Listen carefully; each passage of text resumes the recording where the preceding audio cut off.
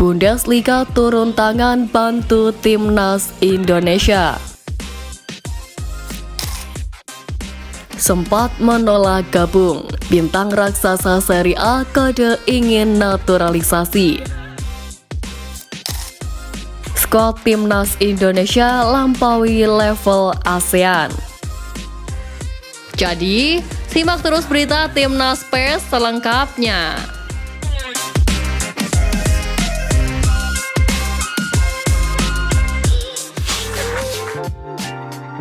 Bundesliga turun tangan bantu timnas Indonesia.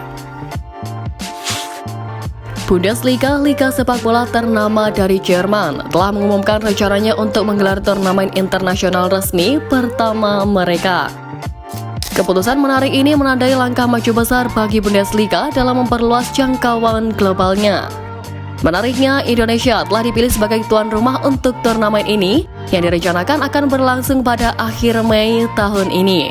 Dalam turnamen yang akan datang ini diproyeksikan akan melibatkan partisipasi dari 2 hingga 3 klub Bundesliga yang akan bertanding melawan klub lokal Indonesia. Kehadiran klub-klub Bundesliga di Indonesia tak hanya akan memperkuat ikatan antar kedua negara dalam hal sepak bola, tetapi juga menandai komitmen Bundesliga untuk terlibat dalam pengembangan olahraga di Asia Tenggara, khususnya Indonesia. Sudah ada minat yang kuat dari beberapa klub Bundesliga yang menyatakan ketertarikan mereka untuk ambil bagian dalam turnamen ini, menandakan antusiasme yang tinggi dalam komunitas sepak bola internasional. Dengan demikian, turnamen ini diharapkan menjadi momentum yang signifikan bagi pengembangan sepak bola di Indonesia, serta memperkuat posisi Bundesliga sebagai salah satu liga paling berpengaruh di dunia. Tentu saja, agenda ini juga mempunyai pengaruh yang luar biasa untuk timnas Indonesia, di mana para klub elit Eropa bisa memotivasi pemain-pemain di Liga 1 untuk dapat lebih kompetitif, mampu bersaing untuk mendapat tempat di timnas karena pada dasarnya liga yang kuat akan melahirkan timnas yang kuat.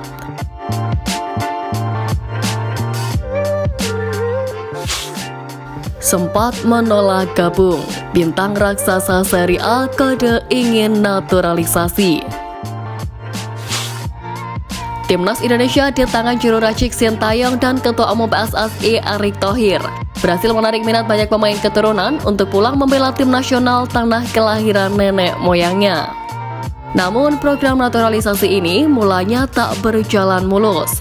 Selain mendapat penolakan dari sejumlah insan sepak bola Indonesia, juga banyak pemain yang menolak ketika mendapat undangan kehormatan itu. Sebagai contoh, Tijani Reinders, pemain tengah berusia 25 tahun itu lebih memilih timnas Belanda. Keputusannya tak sesuai ekspektasi para fans timnas Indonesia, tetapi rupanya tepat untuk masa depannya. Hari ini, karir Reinders melesat bersama tim Orange hingga mendapat kontrak dari AC Milan. Namun, tak banyak pemain yang bernasib seperti Tijani Reinders. Beberapa pemain yang pernah menolak timnas Indonesia justru bernasib apes dan karirnya seakan mandek. Contohnya ada kiper tampan Emil Audero Mulyadi. Sintayong pernah meminta PSSI untuk kembali membujuk Emil untuk membela timnas Indonesia. Sintayong yakin dengan adanya Emil, pertahanan Indonesia akan semakin kokoh. Pada awal tahun 2022 lalu, perwakilan PSSI kembali menemui Emil dan menawarkan kesempatan kedua untuk dinaturalisasi. Sebagaimana diketahui, Emil merupakan pemain asli kelahiran Mataram, Nusa Tenggara Barat. Sang ayah memang orang Indonesia, jadi tak perlu susah-susah untuk mencari garis keturunan kiper 192 cm ini. Namun, ia menolak tawaran PSSI yang disampaikan langsung oleh sang ayahanda. Sebetulnya, upaya untuk membujuk Emil sudah dilakukan sejak tahun 2016, namun hasilnya selalu sama. Emil menyebut dirinya masih punya cita-cita ingin bermain untuk timnas Italia, namun hingga kini ia belum pernah membela tim negeri Pisa itu. Lebih dari itu, tim yang dulu dibanggakannya yakni Sampdoria justru turun kasta ke Serie B dan Emil kemudian dipinjamkan ke Inter Milan sebagai cadangan. Namun baru-baru ini Emil Audero Mulyadi kedapatan mengikuti Instagram Erick Thohir. Sontak hal tersebut menjadi bahan perbincangan di kalangan pecinta timnas Indonesia.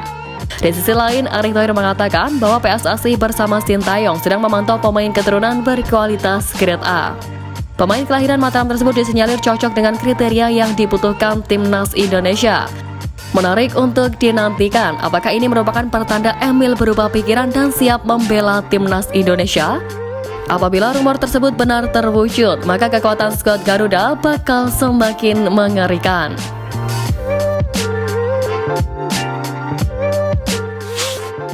Skuad Timnas Indonesia lampaui level ASEAN.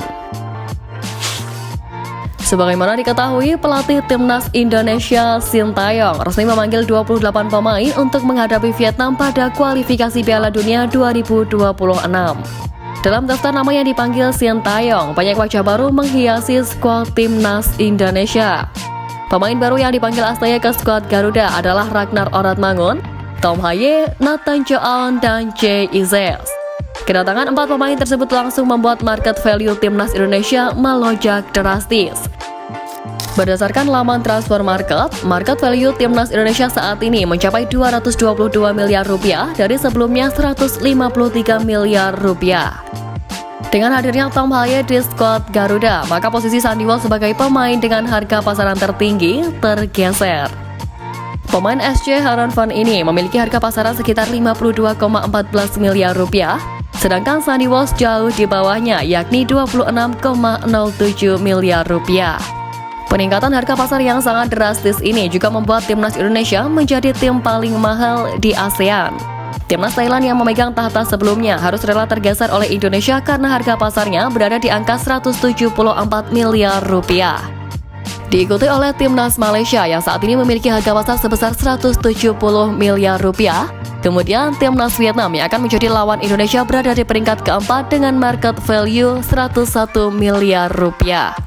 Harga pasar Timnas Indonesia akan lebih meningkat jika Martin Paes bisa bermain pada Juni mendatang.